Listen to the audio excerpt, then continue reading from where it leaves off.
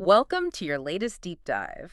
Today, we're zooming in on, well, the ultimate powerhouse up there, the sun. Always a good topic. Right. And humanity's, constant quest to harness its energy better. Solar tech has come so far, as you know, it's totally changed the game. Absolutely transformative. But there's always that next level, isn't there? Always. And today we're exploring a really groundbreaking development. It promises to push efficiency way beyond what we thought possible. We're focusing on a new record achieved by perovskite-silicon tandem solar cells. Yeah, this is exciting stuff. Not just a small step. Exactly, not just a tweak. It feels more foundational. And our sources, well, we've got some fascinating research here. It's from a big international team. Right, involving cost. King Abdullah University, yeah, and the University of Freiburg Fraunhofer IC. Heavy hitters in solar research. Definitely. And it's published in Science, so top-tier work. Okay, let's unpack this for you. It's really a critical moment, I think.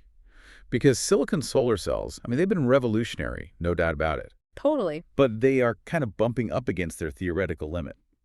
For converting sunlight to electricity, that ceiling is sitting stubbornly around 29.4%. Right, that hard limit. Exactly. So this new work, it's precisely what the field needs to push past that barrier.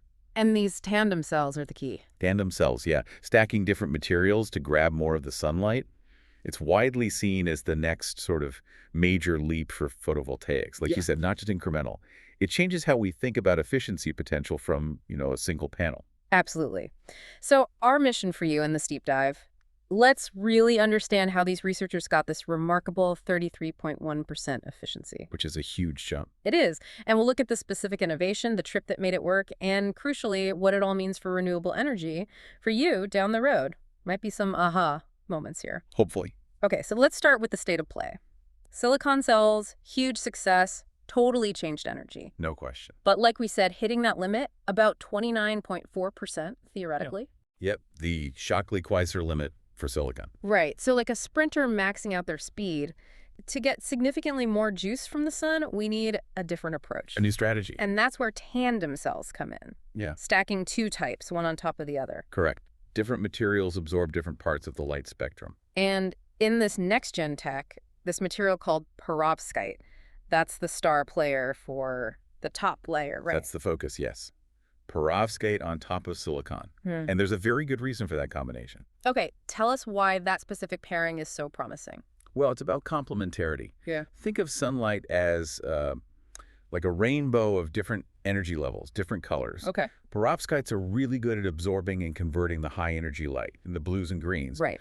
While silicon, it's a champ with the lower energy light, the reds and the infrared. Ah, okay, so they cover different bases. Exactly. So you design a perovskite top cell with a silicon bottom cell, and the whole system harvests a much wider slice of that solar spectrum. Which naturally leads to potentially higher overall efficiency. Precisely. Plus, there's a huge practical advantage. Using standard silicon for the bottom cell. Well, the manufacturing for silicon is incredibly mature. Yeah, it's everywhere.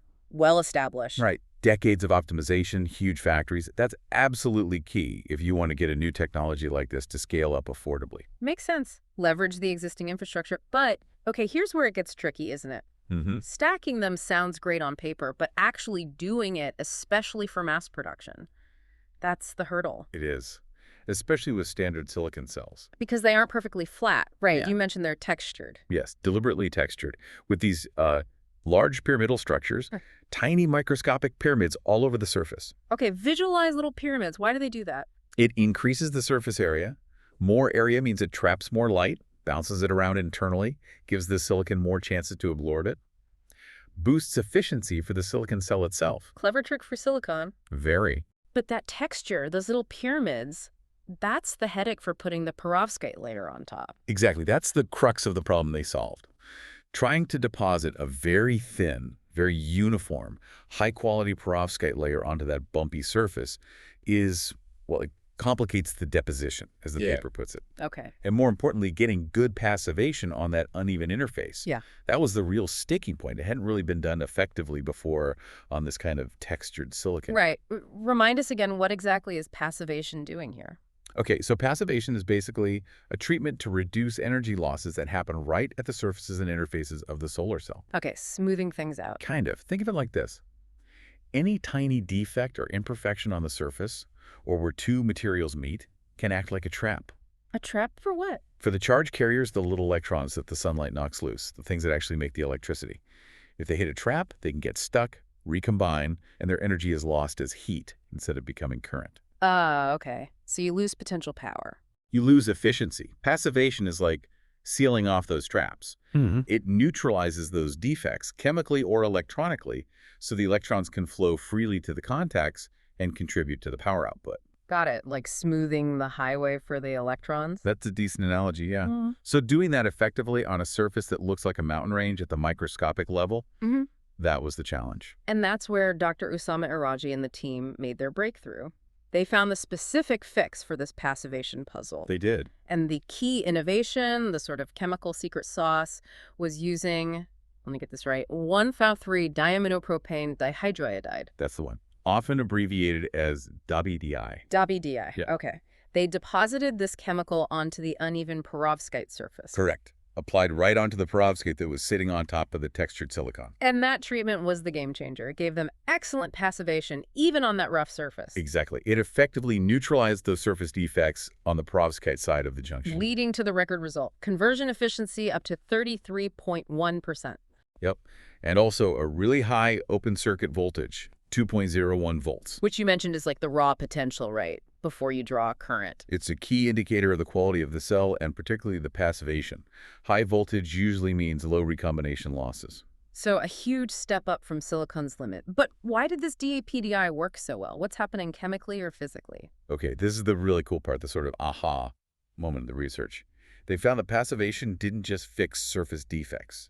It actually improved the cell's conductivity and thus the fill factor. Okay, fill factor. What does that tell us? Fill factor is basically a measure of how close the cell's actual power output gets to its theoretical maximum potential given its voltage and current. A higher fill factor means less energy is wasted internally as the power is extracted. It's crucial for real-world performance. So better conductivity, higher fill factor, less waste. Right. And they realized why this was happening. It's due to what they call a deep field effect. A deep field effect. Okay, that sounds significant. How's that different? It's fundamentally different from how passivation typically works in silicon cells. In silicon, passivation is very much a surface phenomenon. It acts right close to the surface, fixing defects just in that immediate region. Like polishing the outside, you said. Exactly. But in these perovskite cells, treated with DAPDI, they found the surface treatment impassed the entire absorber. The positive effects penetrated deep into the bulk of the perovskite material, enhancing its overall electronic properties. Wow. So it's not just skin deep, it improves the whole thing. Precisely. It's like that coating didn't just protect the car's paint, it somehow made the engine run better too. It improved the bulk properties of the perovskite absorber layer itself. That's a really key insight into how these materials work. That is a fundamental difference. It really is. And Professor Stefan de Wolf at Cost, one of the senior authors, he highlighted this. He said, "This realization provides a solid foundation for all future research in this area because it fundamentally enhances our understanding of the processes occurring in the top cell while converting light into electricity. It's not just empirical this works, it's understanding why it works at a deeper level." That makes total sense. Understanding the why is crucial for further progress. So, okay, let's connect the dots. What does this all mean for you listening at home and for the bigger picture of renewables? Well, it means this isn't just a cool lab result. Right, not just a record for the sake of it. No, it's a really practical, crucial step towards making these super efficient tandem cells a manufacturable reality.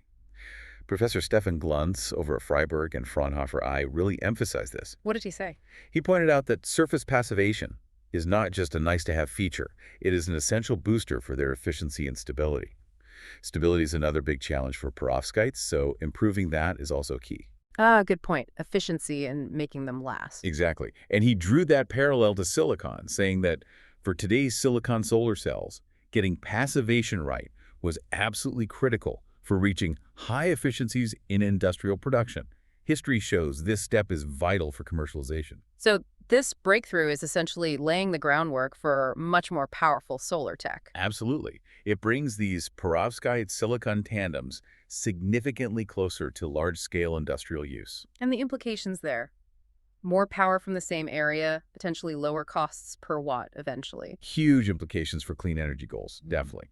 Greater energy independence, faster decarbonization, getting more bang for your buck from every solar panel installation. Which raises that important question. Yeah, How fast can we get this out of the lab? that's always the million-dollar question, isn't it? Yeah.